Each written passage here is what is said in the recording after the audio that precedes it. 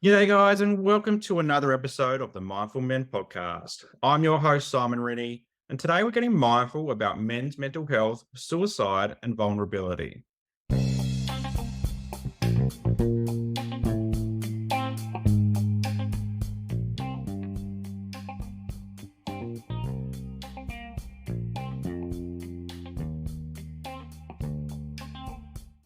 And joining me for today's discussion, I've got Dayne Weston from the Gold Coast, Queensland. How you going, Dane?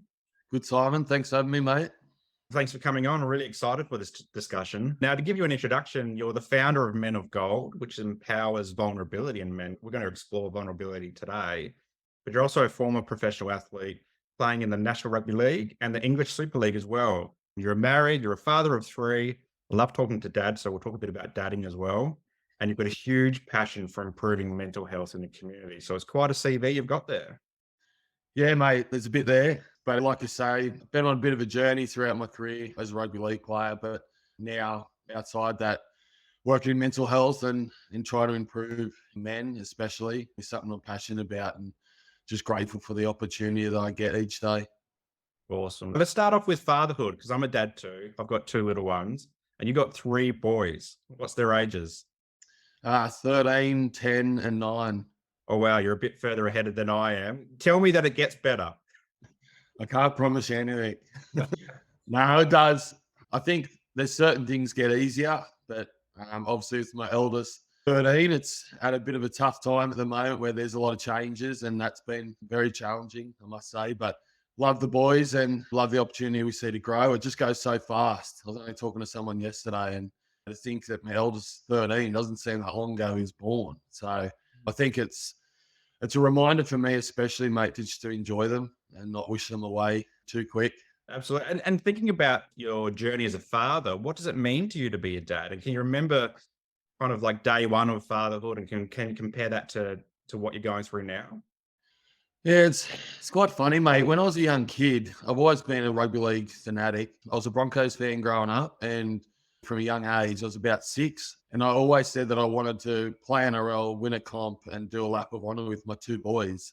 Now, for a 6-year-old to have that goal, it's pretty detailed, but like, who's thinking of kids when you're 6? But it was something I always wanted to do, mate, and to be a dad and to be able to live out that dream later in my life was pretty special. And throughout my journey, mate, I've probably dropped the ball as a father throughout that stage too, if I'm being really honest, mate. Like, I went through a real tough time with the divorce and stuff like that. And I really got to a point like they were a bit of a hindrance to me, which is, yeah, it's tough to admit, but it was. That's just being real, mate. Because of my own issues that was going on, I wasn't sorting them out. And then I was taking that out on my family. And I get the opportunity now to be able to put my time into them and not all those little moments. I was saying to someone yesterday, my eldest he's just such a lovable young kid, and he loves affection. He just wants to be around you, near you, loved. And I'll go to the shops for 5 minutes. I just want to break because I need to duck out. He'd be like, "Dad, can I come?" And I used to say no because I wanted a break, but I know that's his love language, and he actually just wants to be around me. So I suck it up and I say, "Get in, son," and we go. And I just see that as he grows too, he's becoming a young man, and I need to cherish those moments. Yeah. And are they growing up playing rugby as well? Are they following in your footsteps? They're not, mate. They were. Jet, my eldest, started in Melbourne when I was there and loved it. And then we went to the UK and he kind of fell out of love a little bit because how cold it was. And they had about 13 on the bench. And then Blaze, he played up until last year, and yeah, just not for him, which is fine, mate. I've never pushed him into rugby league. I always just wanted to play a sport. I think it's important for young kids, especially this day and age with technology and everything going on, that they have some type of activity based routine in their life. It doesn't have to be competitive sport, but even if they're being active, I think it's important. And so I always encourage that, mate. I always encourage that if it's not rugby league or it's soccer or what, you're just doing something. So yeah, so they're both retired now, mate. So they joined me in retirement. Oh, it's not a bad place to be retired early so you don't get all the injuries as well. Yeah. Now, let's talk a bit about life before parenting and growing up. And you mentioned before that you're a Broncos fan. So, can you tell us a bit about your childhood? Are you from the Gold Coast or did you grow up in Brisbane or somewhere else? And then, how did you get into rugby? And then tell us about your early rugby days. Mate, I grew up in Goulburn, New South Wales, down near Canberra. I grew up there till 15, I moved away from home. So from a young age, mate, I always wanted to play rugby league. I grew up playing with Todd Carney, and his dad was our coach growing up. And we had a pretty competitive team. I think we went undefeated for about 6 years. It was stupid. But Todd's dad was a coach, but he was really hard on us. And at times people would argue that he was too hard, but he taught us so much, mate. And I think, as you see now with coaches, that a lot of the time they're not technical, the greatest coaches. They're just good man managers. And I believe that's something that he was great with us young kids and gave us those challenges, and through adversity taught us how to strive in those positions. So I'm really grateful for Todd's old man. He's not with us anymore, but yeah, grew up doing that and made it about 13, 14. My parents went through a divorce, and it was a really challenging time for me personally.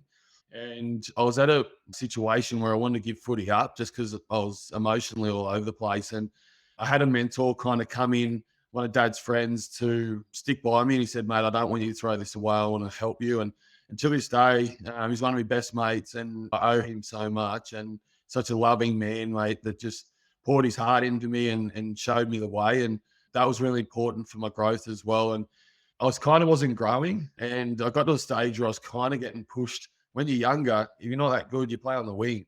Mm-hmm. So I made me way, and I'm playing on the wing, and I was like, I'm not enjoying this. And so that at the same time, I was kind of, what's the point? And we played a trial against Dap Canaries in some New South Wales championship thing, and Dad had a contact there. And so long story short, got in contact, went down there and started playing for Dapto, and would travel from Goulburn to Wollongong a couple of weeks and end up playing 5'8". So went from a forward that never grew into playing in the halves, and then I ended up moving to Wollongong, and I lived with a few different people, then moved into the Dragons house, and I was still at school, lived with 18, 19-year-olds, and a short Pinot nanny that used to come and cook and clean and then leave. So it was a pretty cool experience, but obviously had a growth spurt. And my first representative, Harold Matthews, I played hooker for the Steelers, and the following year I played front row. So within 12 months, I had to give up my time in the halves, and it was time to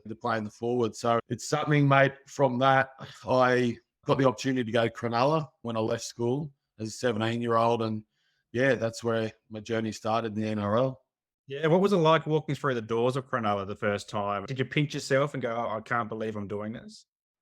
Pretty surreal, mate. When you're young, I suppose you kind of take things for granted a little bit. I mean, I was like footy head, like all the time. I'd get in the big league as soon as I come out that morning. And when I went there, it was a bit, because I was never talented, mate. I always say that. The only way I got what I got out of my career was just through hard work.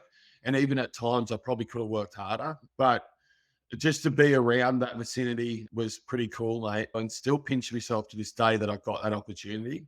But it was cool, mate. I mean, Cronulla's a beautiful place. I moved into the Shark House there with a few other guys. Dane Nielsen was in there, Jeremy Lattimore, and there's about 6 of us at one point. We later on got kicked out. The late Steve Rogers was the CEO. He come and kicked us because we're up and no good. And from that following year, I moved out and got my own place. And a couple of years later, I made my debut. Awesome. And then you've moved around a bit with your footy. And tell us a bit about that, because some players, or the traditionalists, like to have a one club, one career type thing, but you've moved around a bit. What was it like to move around and find new homes and play with different teams and so forth? How did that impact you in terms of your career? I enjoyed it, moving around. I can't sit still, mate. So I kind of look back at it now, the way it panned out. I was grateful that I did have the opportunity to move around. But in saying that, I look at someone like, imagine I'm living on the Gold Coast now, and if I was a young kid that got the opportunity to play at the Titans and played my whole career there, that'd be pretty special to be able to leave home, go to training, come home and just grow up around this. I think it's really cool to grow up in a community and have your close friends and that around. It was really hard, mate. It was easy for me, but a lot harder on my ex-wife, who we had to just pick up and go. And reflecting, mate, I probably never really had those discussions where she was comfortable in moving. It was always, I've got this contract. It's almost like we just have to go because the money's too good or the opportunity's too good. And so I didn't mind it, mate. It gave me a lot of lessons in different environments too. I think that's something that's great for me to be able to be very discerning, to see what went well at clubs and what didn't. And because I've learned so much off the field, that helped me today. So yeah, I enjoyed it, mate. It's good to experience a few different places, and especially over in the UK.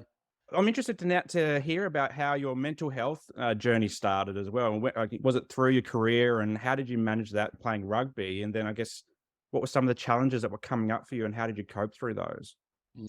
Yeah, mate. The whole passion for mental health obviously, sparked through my own journey. And like you said, I've been pretty open about that. I think it's imperative that we are open, people who are comfortable with it, because the only way we're ever going to get better and improve this space is by speaking, by sharing our lived experiences, because it gives people an understanding, mate. They're not alone. And when you're in a dark place and you feel lonely, you do feel alone. And it's important that other men and women hear that people are going through this stuff, and to reach out and knowing that people want to put their arm around you and help you. And for me, mate, it's been a real journey where I've learned a lot, even in the last few years, about myself as I continually unpack childhood trauma and with my own battle with depression and anxiety. It started as I've done my work, mate. It all started at a young age. A lot of it had to do with performance-based love, which was based on me playing rugby league. And if I went well, that I felt loved. If I didn't, I'd feel alone. And that was real. That was real, mate. And that was something that I probably didn't understand as a kid. But then when I look back, but when mum and dad split up, that was a pivotal moment where I've kind of went down a different path. But just mentally and emotionally, I was probably empty. I never had vulnerability modeled to me in the home. Everything was swept under the carpet. I'd hear mum and dad fight, but when they fought, I was asleep, or they thought I was asleep, and I'd come out and I'd hear them fight and that. And I suppose from that trauma as a young kid, and then knowing that I never got help and no one ever knew anything as well. And I just thought that that's what you did. The old thing, and it's still around, where you just get on with it. You're a man, toughen up. And because I left home, mate, at a young age, I had to grow up quick. So 15, and I don't have parents anymore, and I'm living out with teenagers in a house. It's kind of like the parts of that were good, but there's a lot where I reflect on with my psychologist that I lost a lot of my childhood, and I went searching for those missed memories when I retired. And it's a pretty common thing to happen for a lot of men, especially. And I went through my, I suppose, early days at Penrith, and I was getting real down when I'd leave training, and this pattern would keep happening. I was miserable around home. I was irritable a lot of the time, but at training I was good. But then it was almost like a drug, mate. I'd take it when I got to training, I was good, and then it'd wear off when I went home. And things with my ex-wife were kind of, battling, and she's like, "You need to go get some help." And she didn't know that I got the help. Well, I shouldn't say got the help, because I didn't. I just went and seen someone, and I went and seen a couple, because the first person I seen said, "You've got depression and anxiety." After doing some time there, went and got another opinion and another opinion, and they all said the same. And so I ignored it. I say a thing. I didn't tell anyone. I didn't. And the reason why, because, mate, I felt embarrassed that I was married, had two beautiful kids. I just recently bought a house. I was playing NRL. I was like, my education around it, mate. I'm not depressed. I've got all these things. And obviously through more education, and understanding, I know that mental health does not discriminate. It doesn't just point out that, "Oh, you look good on paper and you've got this and that. You won't be affected." But that's what I thought, mate. So I just didn't say anything. And, mate, I went through the next 6 years wearing a mask, just putting on a brave act around other people. But unfortunately, my family were the ones that suffered, because I put on a face when I was in public, but then when I was home, mate, I wasn't miserable all the time. But so it was through that, mate. And then when I was in the UK, things were deteriorating with my wife and I just had a reality check. The first year I was there, mate, we got promoted into the Super League. That was one of the coolest experiences, but I was so unhappy. I won all the awards at the presentation that year, literally all of them, and was still miserable. Nothing could make me happy, mate. And it got really bad, mate, that suicide was something really on the forefront of my mind every morning. And as confronting as that may seem to a lot of people, it's so real. And it would soon disappear as I got up and got going. But it was something so real that was my worth. I was like, there's a lot of things I did, throughout my time that I'm not proud of. And I suppose I was beating myself up in my own, head. And I call it like self incarceration, because that's what we do. When we can't express our emotions and actually open up to someone, we just continually tell ourselves lies and beat ourselves up, and then we can't escape. But we have the key to unlock that, but we just choose not to. And Mm. I suppose that was what it was for me. And yeah, went through the divorce and had to retire, pack up everything in the UK. It was a pretty rushed experience to come back to the Gold Coast to try and fix things with my wife and my family, and it wasn't to be. And yeah, so that's kind of the start of it, mate. And then it just started to down spiral with partying, drugs, alcohol. Yeah. Yeah, wow. You describe what so many guys go through. It's that the shame almost of feeling the way that they feel. Also the lack of words for understanding or to be able to speak about what's going on as well. Influences of childhood trauma. I was really interested around the performance-based psychological impact as well. So many young guys who play sport go through similar.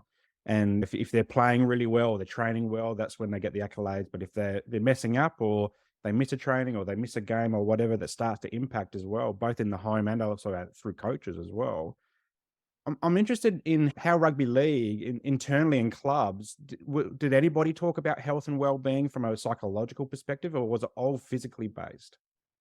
They did, mate, but I think a lot of the education and awareness stuff is probably later in my career. I think in my time at Melbourne, my later years at Penrith, potentially.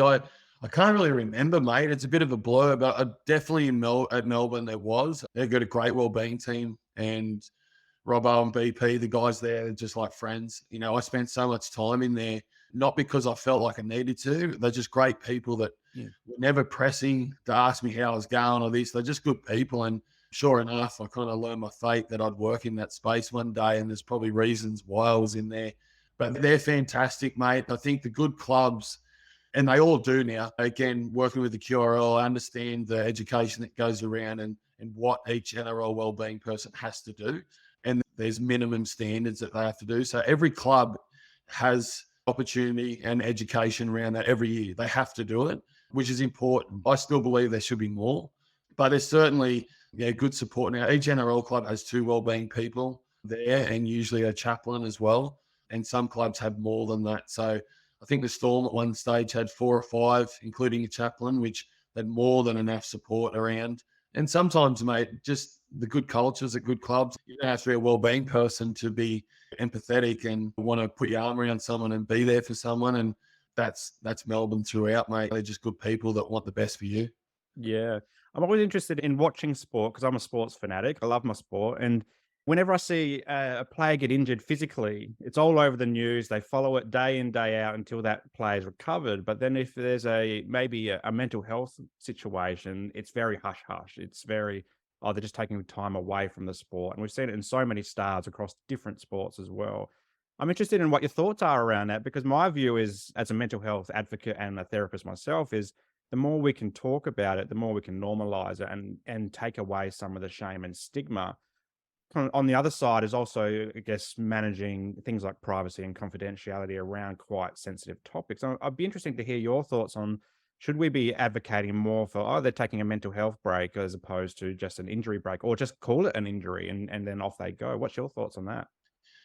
Mate, this is a big one. I don't know how long you got, but no, mate, I'm huge for this. I think this is what will step into my vulnerability piece as well. I think of a player going to training, and I think of myself when I was miserable and I was feeling down, but never felt I could just walk in with the culture of a rugby league team at not all clubs, but generalizing it, walking in and going, because usually we take the piss out of each other. We do that easily, and that's just footy. You just do it and it's easy. But a lot of the time we do that because we're deflecting off something that we're dealing with or whatnot. But always think, if you're feeling miserable and you come in and you've had a shit of a day at training, drop balls, usually it's performance. It's like, Westo, what are you doing here? You're off. You weighed in. You weren't lifting as heavy.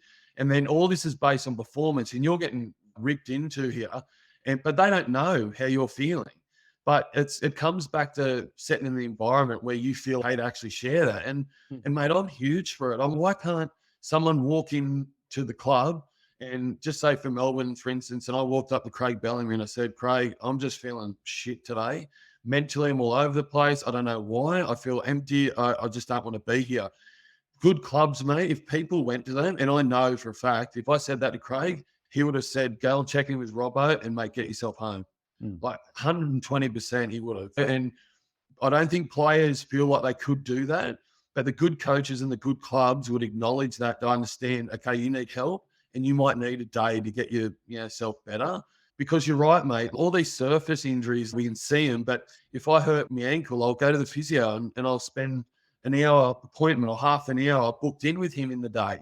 But then if I'm mentally no good, we've only got 2 wellbeing people. If other people are in there, it's not even that, mate. We just need to be able to get to a point where we can speak openly about it and not even have to say, oh, for instance, Dayne Weston, oh, he's out this week because he's injured. No, he's out because he's battling mental health at the moment. You know what I mean? Because I'm like, why can't we? Because that's why we are where we are, mate. Because everyone keeps trying to like polish something to make it look a bit better or hide it, put it away. And I'm like, it's the news, mate. What, 7 men today, again, will take their own life, almost 50 a week. We're talking 2,500 plus a year, but we don't hear about it, mate. We don't hear it on the news. No one prints it, talks about it in the media, on the news. It's just like, why not? Everyone's still on eggshells around it, mate, where it's like, oh, it's a bit confronting, and it just grinds me, mate, because, and even days like, Are You Okay Day, I've been open about this. Great initiative, needs to happen. I'm not saying to scrap it. What about the rest of the days of the year? Why are we putting on days and events for a short period of time to highlight mental health and then shutting up about it? It just honestly winds me up because I'm like, it's like next month, it's like there's a push-up challenge out there. Great. But then after that month, what are we doing? Are we just closing the doors on everything? And people got it so wrong, mate. Or unless we can sell something, unless we can, make money off it, or people don't do it. And it's just, sorry, mate, just getting a bit fired up here. No, I think you've said exactly all the things that I feel and talk about regularly in my circles and on the podcast before as well. And I think the more we can be open about it, and this is why I do the podcast and have stories from people all across the world, is to share these stories and to normalize these discussions. Like suicide, for example, is a word that so many people balk at and they go, oh, I don't want to talk about that. But it's just a word in the dictionary. It's just a word that describes something that happens in our society. And the more we can talk about it, the more we can normalize it. And then also many more guys might go, oh, Dane's talking about it, Simon's talking about it on the podcast. Maybe I can talk about it as well. Yeah. And so I guess it leads into the point of what point you saw a few people earlier on in your mental health journey. Did you go back to therapy, or what did you find that helped you kind of work through it and cope better? Yeah, I went back, mate. Well, when I say went back, I never got therapy to begin with. That was obviously not a great decision. And I suppose after the divorce and after I went through a really tough time, my only option I had was to get help. And I seen a few therapists and I didn't actually connect with them. One was a sports psych that was trying to get me back as my ex-wife. And mate, you're not listening to me. It's not what I'm here for. Mate, I reckon I went through about 4 before I found one that I'm connecting a little bit with him and can kind of understand. And my wife come with me to my last one that I left. And because I thought it was important for her to be there to see what I'm battling through so we can at home be more clear and open. And I think that was important. And we walked out the door and she just first words were, he's not for you. And I knew it, she knew it. And then I now have a psychologist here on the coast and connect really well with him. And yeah, there was a lot of my own work as well, other than the psychologist, mate. I was a victim for so long. I look back on my life and even through selection in a rugby league team, my circumstance, everything was someone else's fault.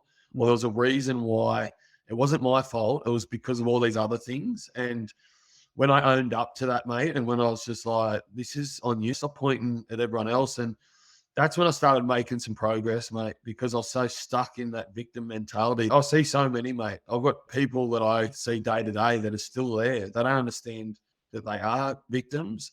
They don't look at it like that, but you're going to stay so stuck if you just keep that mentality. And for me, that was my only way forward. And it was the best thing I did, mate.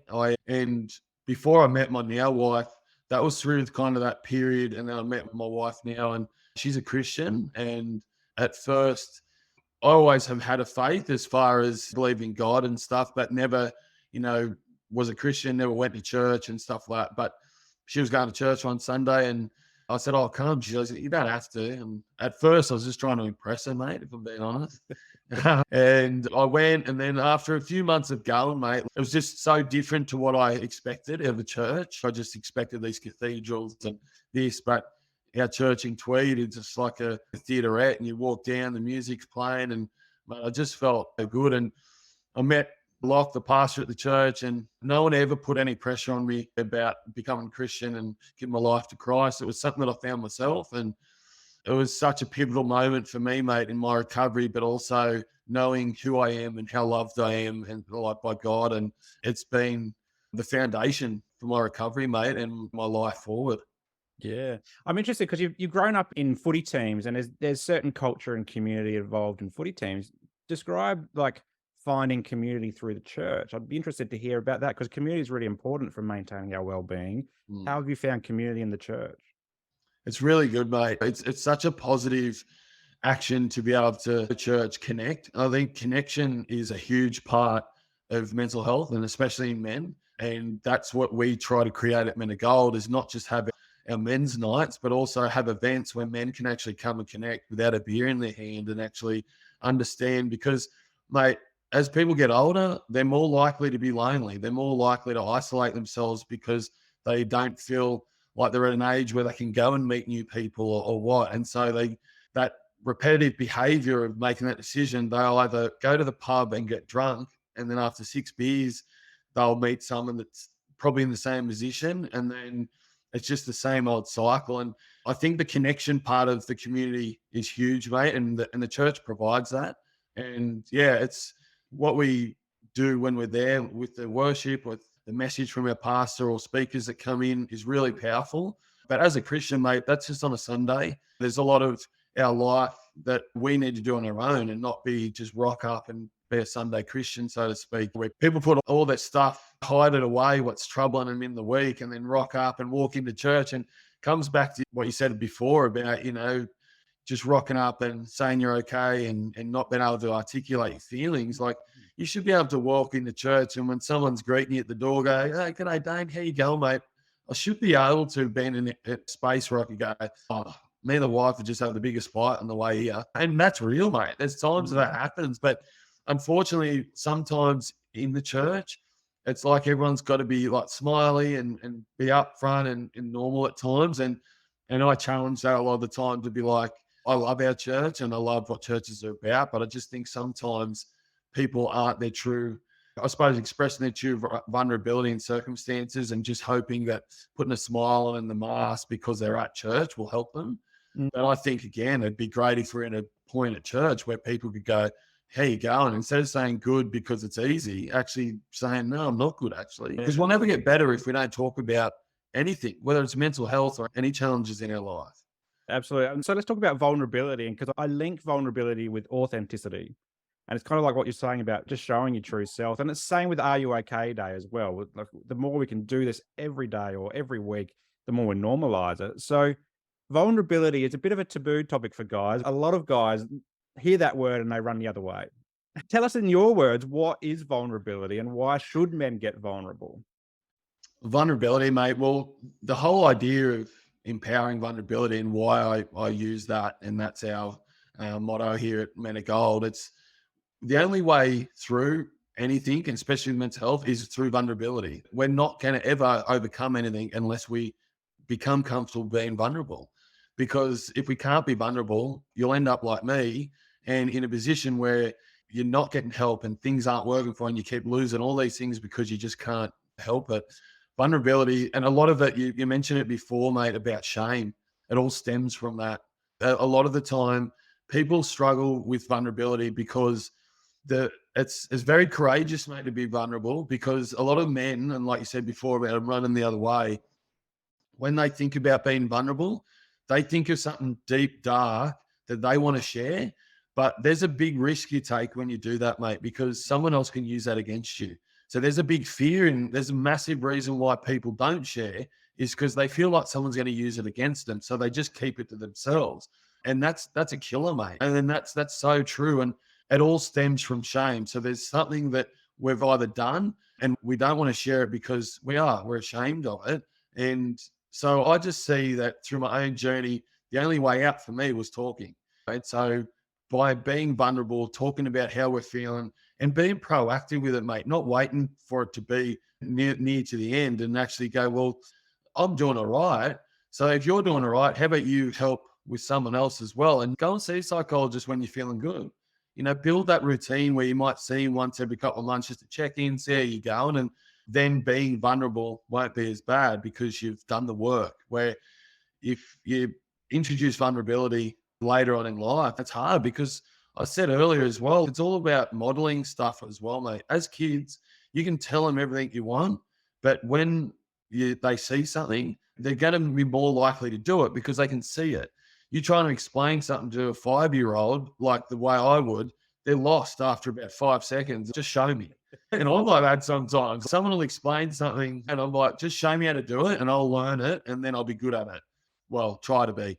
And it's the same with the kids at a young age. If they're exposed to vulnerability at a young age, then they're more likely when they get into their 20s, through their teenage years, 20s and older, that they understand it more. So they're going to be more capable of actually expressing their emotions, where when they're trying to learn that in their 30s, 40s, it's so hard. It's achievable, but it's just so much harder. So I think for us, through our lived experiences too, to be able to share our journey, but also give them the importance of vulnerability and why it's so important. And I spoke earlier as well about my journey is it's not just about us. And in my circumstance, it wasn't just about me. I had a wife and 2 kids. And that was more important that I was vulnerable to them more so than me, because it affects not just ourselves. There's so many people it affects when we limit ourselves to our own circumstances and don't speak up. Yeah. You touched on there around modeling, and I always think back. I grew up in the 80s and 90s, and during that period of time, it was suck it up, as you said before. Boys don't cry, men don't cry. Don't be so soft, don't be such a pussy, all that type of stuff. And thinking back into those days, I never really saw my dad be vulnerable, but I make a conscious effort these days to show my kids my vulnerability so that they can grow up believing, and particularly my son, he can grow up believing that it's okay to show my emotions. How do you go with modeling that in your household with the 3 boys and comparing that to, I guess, your father as well growing up? Yeah, mate, it was a struggle at first. Probably 5 years ago, I started working on it. I didn't model it before then. And at times I drop the ball now. At times my wife will remind me, or I'll realize what I'm doing or how I'm being. And I'm like, it's not fair on the kids. It's not fair. And my wife will often say, you do all this stuff with men of gold and this and that, and you talk about vulnerability, but sometimes you miss the mark here at home. And that's real too, mate. I'll be honest with you. There are times where I'm like, I'm out here trying to empower vulnerability in men, but sometimes I can't even do it. So I think it's important to share, mate, because I've always said that I'm no finished product. I go to the men's nights and I'm like, I need this just as much as you guys because it's real, mate. I'm not here to try and put on this bravado, like this brilliant person. It's literally like we're all in this together. At times we're going to have adversity and challenges, but the biggest thing for me with the boys, where I still get moody, I get miserable, I need my own time, I've got my own issues and my own mental health challenges still. It doesn't go away. I just learn how to cope with it better. And instead of taking myself away when I need a break, I'll tell the boys and I'll say, listen, boys, I'm overwhelmed at the moment. I'm struggling. Dad just needs a break. Mhm. So straight away by me doing that, they're not thinking, if I stormed out of the house with me coffee and went outside or went into the garage or whatnot and didn't say anything, kids naturally think dad's pissed off with me. Dad's angry about something and it's my fault. And they mightn't have done anything, but that's naturally what they think. Dad's pissed off. But if by the simple little thing when I walk out to go, guys, I'm overwhelmed, feeling this certain way, I'm just going to go have 10, 15 minutes and have a coffee. That it puts their mind at ease to go, one, I'm being vulnerable, I'm sharing how I'm feeling. But 2, it takes away that feeling or the uncertainty that they're thinking in their head if I don't say anything. And so that way, it's just like there's times the kids get angry or upset or disappointed. We share that it's actually okay that you do all that. We want you to do that. We don't want you to just say you're okay and just deal with it. We want you to express yourself. And so it's important for me just to, when I am feeling that way, just to drop it in every now and then. And as the boys get older, having those conversations, I'm really open now with, I haven't shared my deep and dark secrets with the boys as yet. I'm just waiting for that time. But there's times where I can get vulnerable at a real intimate level, one-on-one with the boys, and actually share a bit, especially my 13-year-old. He had a bit of a meltdown on his birthday and stuff. And there's a lot of stuff that he holds on to from trauma as a young kid going through our divorce and stuff that he still to this day, mate, if I'm being real, was like, oh, I wish you and mum were still together. And when he broke down, we cried and we talked it out. But it's such a big step forward for him to be able to express himself, because for so long, you ask him, is he okay? And he'd do what I did. And I'd say, yeah, I'm all good. But eventually, like, we bottle it, and eventually it's going to burst. And for that moment with my eldest, it was great, mate. It was emotional, but there's been such a growth period from that moment to now, and he feels that he can share with me. I can be more open with him. And even as a parent, mate, like with my wife and I, we drop the ball and we might argue in front of the kids sometimes. We understand, and we'll go and apologize to the kids and say, sorry, we shouldn't have done that in front of you guys, and we'll explain why. So I think the communication's a big part of that vulnerability as well, because just saying sorry for doing something and not actually sharing with the kids why that's happening, they can start to process it and go, oh, that's why, I get it. It doesn't make it right, but at least I understand it. I had never had any of that. Our family was pretty well known. Mum and dad worked hard, and everyone's a nice big home, and we're like the prim and proper family. And it's like everyone thought we were so good, but behind closed doors, it was a different story.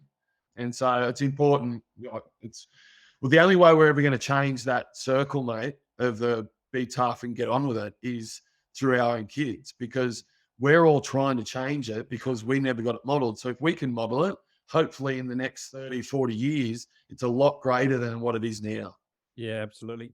And you touched on the humanity side of it, or the human side of it, in terms of you're big on the mental health advocacy now with Men of Gold, but sometimes when you come home, you still don't get it quite right. And that just shows that you're human and that you're working for it. Even as a therapist myself, I know all the tools and tricks to help people through their mental health stories, but I still come home and I drop the ball as well. And I mean, I've got my own lived experience of 30 plus years living with mental illness. So I've been dropping the ball for a very long time.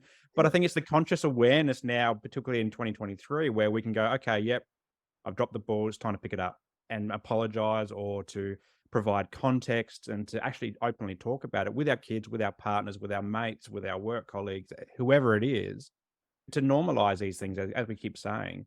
So let's talk about Men of Gold. Where did Men of Gold come about? What is it, and how can guys get involved? Yeah, it's something I want to do for a while. When I was at Melbourne, Peter Robinson, the wellbeing guy there, he's a part of the men's circle, which is a little bit different to what we do. But I went a few times with him just because I was interested in it, and I could see the power of men just opening up and sharing what's going on in their lives. And again, there's a lot of reasons the men actually had to be there, because a lot of criminals or ex-crims or through courts, they had to be there. So it was a different kind of setup. But at the same time, we still had a circle of men trying to share what's going on and trying to be better. And I've always connected well with Robbo, and I speak to him weekly. And it was something that I shared with him a lot. And I think it was September last year, I was shaving my head, mate, of all places. And I just had this like feeling and sense, because I always put things off, or I want things to be perfect. I'm a bit of a perfectionist, and I just sensed in that moment, like it was almost like God was prompting me to. And in that moment, I was like, let's do it. And so I didn't know what it was going to look, how it was going to be. And initially, mate, I just wanted to provide a men's group. So for that exact same thing, is men to come who are struggling, or they're doing okay, but they just want to come and help. They can come and be themselves and start sharing how they're feeling, because we don't see it, mate. There might be certain little men's things here and there, or they might be a thing on a weekend or a barbecue or whatnot. But I just wanted to create that atmosphere and that culture where men feel safe and they feel like they can be themselves. And so when I met with Locke at our church, because I needed a space to run it, and I was very mindful that I didn't want people to think that this is a Christian-based group, which it's not. And I try to articulate it as best as I can. We're just grateful that the community and the church have provided the space for nothing. And they've got a beautiful cafe that we run it out of. And So I had to get a team. I try to do everything my own. I don't like relying on people, but mate, you need to get a team because you need support and you can't just do this on your own. So it was probably the best advice I got, mate, at the start, because I'm finding out now if I didn't have a team, there'd be certain things that I couldn't do by myself. So I asked about probably 10 or 15 people my idea, what I wanted to do.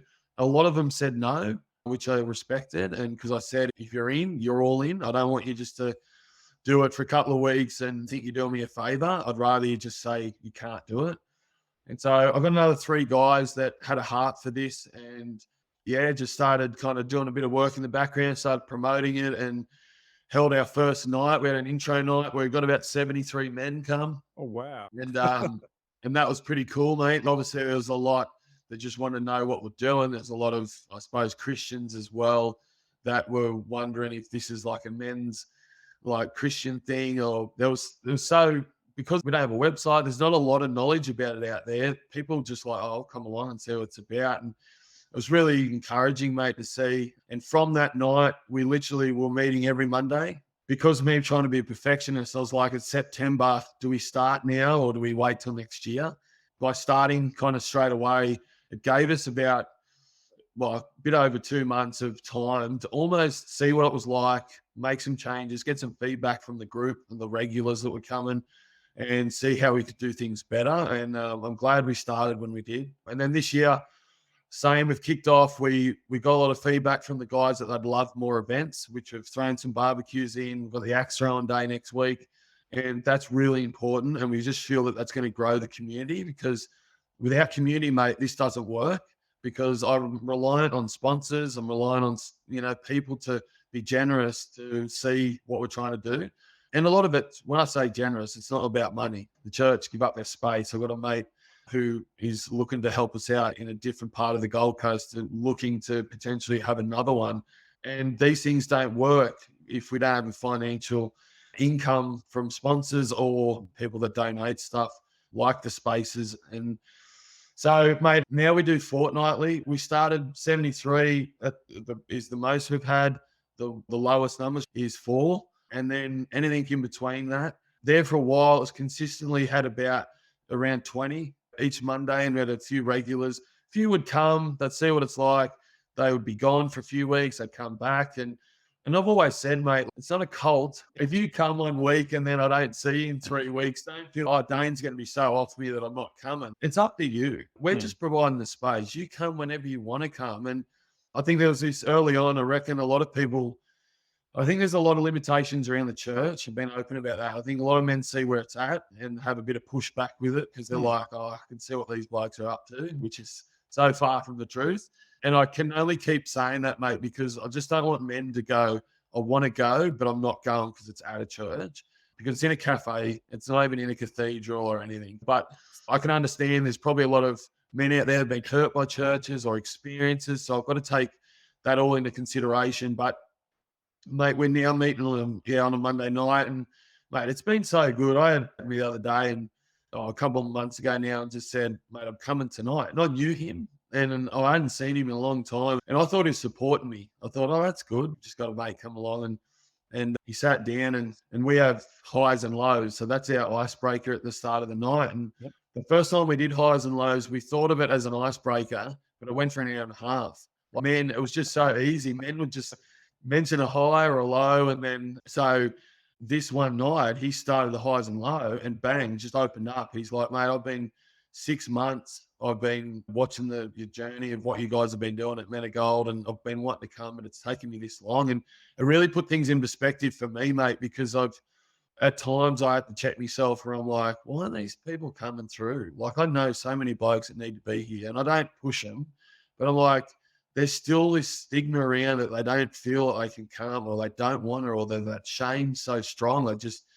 And I get people are busy, mate, and for some it's just not their thing, but I'm in this for the long haul. It's not a popularity contest. And I always say that if one person comes, we're on, because that one person needs support and needs to be heard. I think that's important to understand. This isn't about us educating men. It's sometimes just being an ear for others. And so, mate, yeah. And I'm looking to do a podcast soon. That's something that I'm excited about and nervous as well at the same time, something new. But being on a few, I kind of see the power we could have in potentially sharing stories, lived experiences. So if men can't make our nights, your podcast would be the same, mate. Men can have an opportunity to put a podcast on in the car, no one around, no pressure, nothing, and they can still have that story because something might resonate with someone, and usually most things do with men in general. So I just think through that, it will just help broaden our audience and hopefully normalize men of gold throughout the community. And into the future, mate, I want to see men of gold be something where when we talk about it, people understand what it is and we see multiple locations. Yeah, it sounds really cool. And if I lived on the Gold Coast, I'd be there for sure. I'm up on the sunny coast, so it's a bit of a drive to get to the men's night. But you mentioned some guys, yeah, they might have been sitting there for 6 months watching and just waiting for the moment when they feel like they've got that courage to go. And for me, it took me 20. It's great that you're just providing a space for guys to come along and share whatever their vulnerabilities are at the time. And even them not sharing, just to sit in a chair and just be with other guys is an empowering thing in itself. So thanks so much for creating this vehicle for guys. Now, you mentioned you didn't have a website. So if guys are listening and they want to touch base and they want to come to the Men of Gold night, how do they find you? How do they get in touch? Instagram's their only access at the moment, mate. Just Men of Gold AU on Instagram. And even if you don't have Instagram and you search Men of Gold on your web browser, it'll still come up. And we have when our next men's group is on the top. So whether you've got Instagram or not, you can still search that and it'll come up. We always have my contact email on there. So if anyone wanted to reach out and contact me personally, my email's on there as well. And I'm sure you'll throw it in the notes. So if anyone does want to get in contact with me, they can do that. Ideally, mate, with funding and stuff moving forward, I'd love a website for men to be able to reach out with resources and different stuff. But for now, mate, it is what it is. Word of mouth will be our best provider for men to come. And I think the more men experience it and share with someone else, it's going to encourage them to maybe go, oh, maybe I'll try that. So I'm trying to cater for everyone. I'm trying to almost provide moving locations. I'm in Tweed, but I'm looking to potentially do one in Burleigh. And I know it's only 15, 20 minutes down the road, but on the Gold Coast, man, it can become quite stuck in their own areas. Yeah. But I get it, mate. And it might just open up another door for some men. And if that works, then we're doing our job. And we'll just keep being agile and moving where we need to continually create this space for men and ultimately encourage men to be better and get out of this rut or this mental prison that we continually put ourselves in. Yeah, Dayne, I've really enjoyed this conversation. One more question and then I'll let you go. And I will put the links in the show notes so people can access them really easily. But I always like to finish each episode on my guest plugging something that makes them feel good. And it's a pay it forward thing. So it doesn't have to be anything to do with mental health or vulnerability or anything that we've talked about. It's just something that you're listening to, watching, reading, doing as a self-care activity that you can pay it forward and our listeners can maybe try it out for themselves. You just put me on the spot here, mate. I'll be quite honest with you, mate. I enjoy coffee more than probably anyone, and I drink way too much of it. But what I do to kind of clock off, and mate, I listen to Joel and Fletch. They're down in Sydney. Obviously, I listen to their podcast, and usually they're on in an afternoon. So I listen to the podcast the next morning when I'm on my way to work. They've just got great banner. They're great guys. And for me, it's important that I do clock off because I think a lot of the time, when I'm dealing with my own battles with mental health and whatnot, I think a lot of the time you can get stuck trying to fix yourself all the time. And I think at times just absolutely having no thoughts of anything and just focusing on something you enjoy. And for me, it's having a laugh and listening to that. And so, mate, very simple, but shout out to Joel and Fletch. No, simple's good. Then that's what I'm after. And coffee as well. Like I love sitting down with a cuppa and sitting out the back and watching the kids play or just having some quiet time when they're at school. So it's a really nice thing to do. So, but Dayne, thanks so much for your time this morning. Really have loved our chat around men's mental health, vulnerability, around footy as well. I love talking about footy. Thanks so much again and enjoy the rest of your day. Thanks, Simon.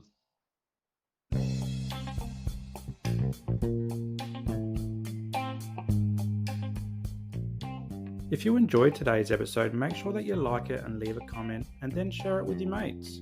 Also, subscribe to the channel and hit that notification bell so that you don't miss a moment of future episodes to come.